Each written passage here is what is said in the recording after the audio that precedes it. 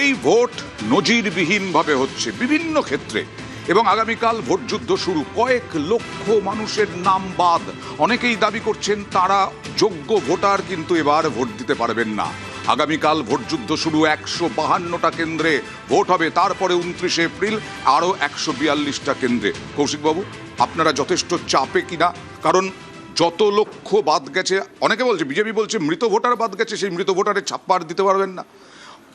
দেখুন, প্রথম কথা হচ্ছে যে আমাদের তৃণমূল কংগ্রেসের সম্পূর্ণ ভরসা বাংলা ও বাঙালির জনগণের উপর আছে। আমরা কোনো রকমই চাপে নেই। আমরা জানি আমরা যা আমাদের গত 5 বছরের কাজের নিরিখে বাংলার মানুষ আবার আমাদের সেবা করার সুযোগ দেবেন, এবং তৎসহযোগে এই যে প্রায় 2.5 লক্ষ কেন্দ্রীয় বাহিনী যাদের আজকে মণিপুরে থাকার কথা ছিল তাদের পশ্চিমবঙ্গে নিয়ে আসা হয়েছে। এই যে 14 জন জেলা শাসক বদলি, 6 জন কেন্দ্রীয় মন্ত্রী, মুখ্য সচিব, স্বরাষ্ট্র সচিব, 140 জন থানার অফিসার বদলি, এটা অঘোষিত রাষ্ট্রপতি শাসন। দেখুন, নির্বাচনের লড়াইটা হয় দুটো রাজনৈতিক দলের মধ্যে। ভারতের ইতিহাসেই প্রথম দেখছে নির্বাচনের লড়াইটা হচ্ছে কেন্দ্রীয় সরকার বনাম তৃণমূল কংগ্রেস। এর জবাব বাংলা ও বাঙালি 23 এবং 29 তারিখে নিশ্চিত করে দেবে। কিরকম লাগছে বাংলার মানুষ হিসেবে তোমার, যে একেবারে কাশ্মীর থেকে বিরাট বিরাট সেই যুদ্ধের মতো কামান চলে আসছে, সাজোয়া গাড়ি চলে আসছে, এ মানুষ কোনোদিন দেখেননি। গ্রামের মানুষ দেখতে ভিড় করছেন ওই সব গাড়ি। কিরকম লাগছে দেখতে? দেখুন, পশ্চিমবাংলার মানুষ তৃণমূল কংগ্রেসের শাসনে এত মৃতদেহ দেখেছে না, নির্বাচনকে কেন্দ্র করে এত হত্যা দেখেছে, এত মানুষের মৃত্যু দেখেছে। বকটুইতে মারামারিতে প্রায় একটা বাচ্চাকে যেভাবে জ্যান্ত পুড়িয়ে মারা হয়েছে, এই সিপিএম আন্দোলন করে একটি বাচ্চাকে নির্বাচনের ঠিক পরে পরে উৎসব পালন করতে গিয়ে তৃণমূল যেভাবে মেরে ফেললো, এই ধরনের ঘটনা দেখতে দেখতে মানুষ ক্লান্ত হয়ে গেছে। তার তুলনায় এইসব দেখে মানুষ একটু আশ্চর্য। তৃণমূল তো বলে মণিপুরের থেকে খারাপ, হাতরাসের থেকে খারাপ, উন্নামের থেকে খারাপ, এইরকম বলে তো তৃণমূল। তৃণমূল কংগ্রেসের হোয়াট ইজ ক্যাম্পেইন পলিসি, আমি তো মাঝে মধ্যে কনফিউজড হয়ে যাই। ডাক্তারবাবু আসলে ডাক্তার তো ভুল করে ফেলেছেন, সেম সাইড গোল। তার কারণ হচ্ছে তৃণমূলই বলে যখন আমরা এসব বলি তখন নাকি আমরা বাংলা মাকে অপমান করছি। যারা বাংলাকে তৃণমূলকে বলছে মণিপুরের থেকে খারাপ, যারা মণিপুরের মতো পরিস্থিতি তৈরি করে দিয়েছে, তাদেরকে আপনি কি বলবেন? আজকে তো পরিস্থিতি তৈরি করে দিয়েছে রাজ্যে তৃণমূল কংগ্রেস, তাই তো আজকে এই ধরনের অ্যারেঞ্জমেন্ট নিতে হচ্ছে তৃণমূল দায়ী। এবং এই ধরনের অ্যারেঞ্জমেন্ট এই কারণে করছে ভারতীয় জনতা পার্টি। তারা জানে বাংলার মানুষের সমর্থন তাদের সঙ্গে নেই, তাই জন্য তারা এই ধরনের অ্যারেঞ্জমেন্ট করছে। মণিপুরে যেখানে মহিলাদের উপর এই সমর্থন বিজেপি নিয়ে যাবে ভোট দেওয়ার জন্য। কৌশিক বাবু, যদি মানুষের সমর্থন না থাকে, সাজোয়া গাড়ি করে কি বিজেপি নিয়ে যাচ্ছে? এই যে সাজোয়া গাড়ি আসছে, এই সাজোয়া গাড়িকে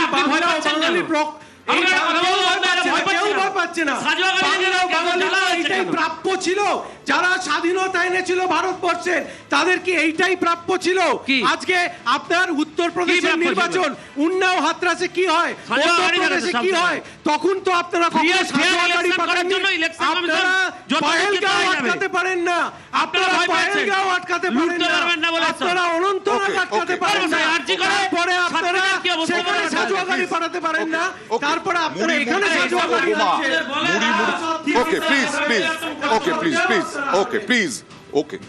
মুড়ি মুড়কির মতো বোমা পড়তে আমরা দেখেছি, বহু লাশ পড়েছে, এরকমও দেখেছি ঘটনা। তাহলে তো নির্বাচন কমিশন শান্তিপূর্ণভাবে ভোট করার জন্য এটা যথেষ্ট কড়া পদক্ষেপ, ঠিকঠাক পদক্ষেপ, একেবারে ঠিকঠাক পদক্ষেপ। এবং সেই ঠিকঠাক পদক্ষেপ একটু বুঝতে হবে, 2021-এ ওই ঠিকঠাক পদক্ষেপটাই নিয়েছিলেন, কিন্তু আলটিমেটলি আমরা দেখেছিলাম শীতলকুচির একটা ঘটনা ঘটে। আমরা দেখেছিলাম সেই নির্বাচনকে এক ভয়াবহতার একটা রূপ দেওয়ার জন্য সেই মুহূর্তে দাঁড়িয়ে দুটো দলই, আমি একজনের কথা বলবো না, এবং আমি বিশেষভাবে বলি তৎকালীন সভাপতি বা অন্যান্য নেতাদের কি মন্তব্য ছিল, কাউকে বুক লক্ষ্য করে গুলি করা বা ইত্যাদি। এখন প্রশ্ন হচ্ছে কুলসিত একটা অবস্থা। আজকে আমরা যেখানে দাঁড়িয়ে আছি একেবারে সঠিক। আমি সাজোয়া গাড়িকে সমর্থন করব, আমি সমর্থন করব মিলিটারি কন্টিনজেন্ট, আমি সমর্থন করব প্যারামিলিটারি ফোর্সেস, সব সমর্থন করব, কিন্তু সেই সমর্থনের মাঝখানে যদি কোনো রাজনৈতিক দলের আস্ফালনটা শুরু হয়ে যায়, তখন বুঝতে হবে কার হয়ে কারা কিভাবে কাজ করছে। দেখো, পশ্চিমবাংলার রাজনীতি রক্তাক্ত। বিজেপির কর্মী খুন হয়েছে, প্রথম আজ থেকে কর্মীটা খুন নয়, হয়েছে। বহু আমি বছর আমি ধরে। তোমাকে বলি বিশেষভাবে আমার মনে হয় সব থেকে মানে ইদানিং সব থেকে বড় ঐতিহাসিক ঘটনাটি ঘটেছে রক্তাক্ত বাংলা, সেটা পঞ্চায়েত নির্বাচন 2023-এ। সেখানে 60 জন কর্মী খুন হয়ে যান। তৃণমূলের মতো দল তার নিজের কর্মীদের মধ্যে গণ্ডগোলে খুন হন প্রায় 40 জন। প্রথম খুনটা আমার দলে হয়। আমি বলি রক্তাক্ত বাংলা, আমরা সবার জন্যই বলেছি, তার মধ্যে বিজেপিও ছিল। আমার একটা জিনিস আজও পর্যন্ত খটকা লাগে, সেদিনও নির্বাচন কমিশন ছিল, সেদিনও কেন্দ্রীয় সরকার ছিল, সেদিনও রাজ্য সরকার করবে না এই ধারণা ছিল, সেদিন কোনো সাজোয়া গাড়ি কিন্তু প্রোটেক্ট করতে পারেনি। মানে বলার উদ্দেশ্য, সাজোয়া গাড়ি protect করতে আস্ফালনটা আপনারা কাদের? ভরসা করে রাখতে পারছেন না, এখনো ভরসা রাখতে পারছেন না। কাদের? এবার সেই নজিরবিহীন আরো আস্ফালনটা একটা কিন্তু দেবাশিস বাবু, রাজনৈতিক। সেটা হচ্ছে যে অনেক মানুষ কি ভোটাধিকার না পাওয়া অবস্থাতে রয়ে গেলেন এবং তারপরেও 152টা আসনে ভোট হচ্ছে। ঠিক, এটা খুব লজ্জাকর। এই গণতন্ত্রে এই প্রথম এরকম কিছু হচ্ছে।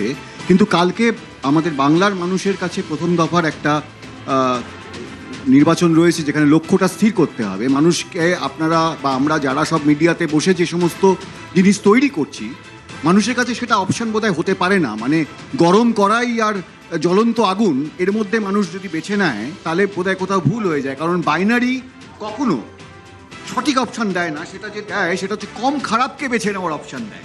বাইনারি কখনো উন্নতি করতে পারে না, পরিবর্তনটা সীমিত হয়। বাইনারি মানে বিভাজন। কালকে মানুষকে এটা ভাবতে হবে যে রাজনীতিকে আবার পুনরায় মানুষের হাতে রাজনীতি ফিরিয়ে দেওয়া যায় কিনা, তার নির্বাচন কালকে। মানুষকে সেই জন্য নিজেদের ভোট কোনো বাইনারির কথা চিন্তা না করে, যেটা যেটা সঠিক, যে মানুষটা তার বিধায়ক, যে বিধায়ক তার জন্য কাজ করবে, সেই বিধায়কের, যে বিধায়ক হাতে কোনো রকম চোর চামার ইত্যাদি মানুষ মানে বলছে না, প্রার্থী দুর্নীতি বিধায়ক হবে। নেই, সেই প্রার্থীকে মানুষকে বিচার করতে হবে। তাহলে হয়তো মানুষের আবার এখন দেখা যাক পুনরুত্থান সিপিআইএম হতে পারে। কংগ্রেস কোন রকম দাঁত ফোটাতে পারে কিনা, মুর্শিদাবাদ, মালদা বা যাই হোক সিপিআইএম কংগ্রেস। বিভাজন, হ্যাঁ। বিভাজন, বাইনারি বিভাজন তৈরি করে, মানুষে মানুষে বিভাজন। আজকে দেখুন, আজকে আবার বুদ্ধিজীবীর কার্ড দিয়ে শুরু হলো। কারণ এই বুদ্ধিজীবীর কার্ড 2011-তে তৃণমূলকে ক্ষমতা এনেছিল। একদল বিভিন্ন রকম কার্ড খেলছে, আর একদল হিন্দুত্বর কার্ড খেলছে। মানুষের কাছে এবং এবং এবং চাকরি দেবাশিস কোথায়, বাবু শুধু তাই শিক্ষা নয়, কোথায়, স্বাস্থ্য তৃণমূল কোথায়? নেত্রী এই মমতা প্রশ্নটা বন্দ্যোপাধ্যায় করছে। আক্রমণ করলেন যে শুধুমাত্র ভোটাধিকার কেড়ে নয়, শুধুমাত্র লক্ষ লক্ষ মানুষের ভোট বাদ গেছে এরকমটা নয়, হজে পাঠিয়ে দেওয়ার চক্রান্ত হচ্ছে নাকি। দেখুন কি বললেন। এই সময় বলছে সব লোককে 9000 লোককে হজে পাঠিয়ে দাও, সব শয়তানি। আমি হজে যারা যেতে চান সবার ব্যবস্থা আমাদের হজ কমিটি করবে। দয়া করে নিজের ভোটটা দিয়ে যাবেন, বোকামি করবেন না।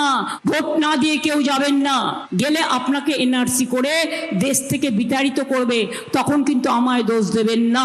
হজের অনেক টাইম আছে, প্রতিবার ভোটের সময় ফেলে যাতে এখানকার লোক ভোট দিতে না পারে। হজে পাঠিয়ে দেওয়ার চক্রান্ত হচ্ছে, বাইরে চলে গেলে এনআরসি করে আর দেশে ফিরতে দেওয়া হবে না। শঙ্কুদেব, দেখুন, এরাই বলেন যে সংখ্যালঘু মানুষদের নাকি সব থেকে বেশি বিরোধিতা করে ভারতীয় জনতা পার্টি। আজকে প্রধানমন্ত্রীর নাম নরেন্দ্র দামোদর দাস মোদী, ভারতীয় জনতা পার্টির তরফ থেকে তিনি দেশের প্রধান সেবক। কিন্তু তিনি হজ যাত্রীদের জন্য আজ পর্যন্ত বাধা সৃষ্টি তো ছেড়ে দিন, তাদেরকে হজে পাঠানোর জন্য গুরুত্বপূর্ণ ভূমিকা পালন করেছেন এবং তার সরকার করেছে। তাহলে তৃণমূল কংগ্রেসের এই যে অপপ্রচার, সংখ্যালঘুদের জন্য আমরা প্রশাসনিক ব্যবস্থার ক্ষেত্রে না, হচ্ছে এখানে- বৈরিতানি বা এখানে তাদের বলছে সহযোগিতা বিজেপি চক্রান্ত করে পাঠিয়ে শুনুন দিচ্ছে। না, আগে বলি, তাহলে এই অভিযোগে ওই অভিযোগ খণ্ডন হয়ে যায়। দুই, আমি নির্দিষ্ট করে ওনাকে বলতে চাই যে মানুষ এখানে সমস্ত কাগজপত্র জমা দিয়ে পাসপোর্টের উপর ভিত্তি করে হজ করতে যাবেন, তো সেখানে এনআরসি করে ওখানে রেখে দেবেন, এই ভয়টাই তো মমতা বন্দ্যোপাধ্যায় মুসলিম Okay. সম্প্রদায়ের মানুষদের পাওয়াচ্ছে। ভুয়ো ভয়। পাইয়ে হচ্ছে ভোট নেওয়ার চেষ্টা। ভুয়ো কারণ ভয়, কৌশিকবাবু। সংখ্যালঘুরা তৃণমূল থেকে সরে যাচ্ছে। দেখুন, এই জন্য সংখ্যালঘুরা আতঙ্কিত হয়ে তৃণমূল থেকে পড়েছে। সরে যাচ্ছে, বলি, তেজপাতার ভুয়ো মতো ভয় ব্যবহার ভাই, করেন। একটু বলি, সংখ্যালঘুদের ব্যবহার করবেন, ছুঁড়ে ফেলে দেবেন। কে হজ করতে যাবে আপনারা ঠিক করবেন। ভারতীয় জনতা কাউকে হজ করতে দেবেন না নাকি? হজের বিরোধিতা। মুসলিম প্রার্থী করেনি। ওয়াকফ বলেছিলেন ওকে, তাই ওকে, যাবে। একজন মুসলিম প্রার্থী করেনি ভারতীয় জনতা পার্টি। তো সব উল্টো এই পাল্টা কে কথা। কে একজন মুসলিম আপনি প্রার্থী কি করেছেন আপনারা? সংখ্যালঘুদের নাম জন্য? বলুন। প্লিজ বলুন, এই সংখ্যালঘু চাকরি ভারতবর্ষে করছেন। একটা আরে, আমাকে বড় বলছেন, রাজনৈতিক ডাক্তারবাবু, দল সামান্য কথা। যারা উনি তো বলছেন। একজন না, না, উনি বলছেন তো। সমস্ত সংখ্যালঘু ভাই বোনেরা দেখুন, একজনকেও মুসলিম কেন হজের বিরোধিতা করবেন কেন? এই হজ আপনাদের করতে যাবে তারা মুসলিম আপনি প্রীতি, কেন? এই আপনাদের আপনি হজের এই বিরোধিতা আপনাদের করবেন কেন? secularism, হজ করতে যাবে মুসলিমরা, একজনকেও মুসলিম আপনি বিরোধিতা করবেন কেন? আপনারা ওকে, ওকে ওকে প্লিজ দেবাশিসবাবু, তার মানে সেই একই জায়গায় ঘুরে ফিরে আসছে, সেই একই জায়গায় ঘুরে ফিরে আসছে বিভাজন। একজন মুসলিম ওকে, প্রার্থী ওকে, নেই। প্লিজ। দেখুন, মমতা ব্যানার্জি এই ধরনের কথা বলছেন, কিছুদিন আগে স্বরাষ্ট্রমন্ত্রী এসে বললেন উল্টো করে টাঙিয়ে দেবো। হ্যাঁ, এখনো এই যে বলছেন, জিনিস, এই যে আজকেও বলেছেন। উস্কানিমূলক ব্যাপার, এতে মমতা ব্যানার্জি অমিত শাহেরও তো কিছু হবে না, কিন্তু প্রচুর সাধারণ মানুষের, মানে কিছু মানুষ মায়ের কোল খালি হতে পারে। আমি বারবার করে বলবো, যারা এই ধরনের কথা বলছেন তারা একটু নিজেদেরকে দায়িত্ববান হন, তাহলে মানুষের অন্তত আজকালকে যে ভোটটা আছে সেটা শান্তিপূর্ণভাবে হোক, এটা আমরা সবাই চাই। যেই জিতুক, মানুষের জয়টা বেশি জরুরি। মানে মমতা ব্যানার্জি জিতছে না অমিত শাহ জিতছে এটা ইম্পর্টেন্ট নয়, মানুষের জয়টা ইম্পর্টেন্ট। কালকে মানুষকে ডিসাইড করতে হবে যে পশ্চিমবঙ্গকে আবার পুরনো জায়গায় কি করে ফেরানো যায়, পুরনো সংস্কৃতি কি করে ঠিকই, পশ্চিমবঙ্গে ঠিকই, ফিরে আমি আসে, একটা লাইন। এই জায়গায় মানুষকে ঠিক করতে হবে। একটা লাইন নিজেই বলো। তো বাইনারিতে আছে, দেখলেন না এতক্ষণ বললো মমতা ব্যানার্জি অমিত শাহ নিজেই বাইনারিতে আছে, বাইনারি নিয়ে সবাইকে অভিযোগ করে। না না, মমতা- অভিযোগটা না, তো ওই আমি জায়গায়। বলছি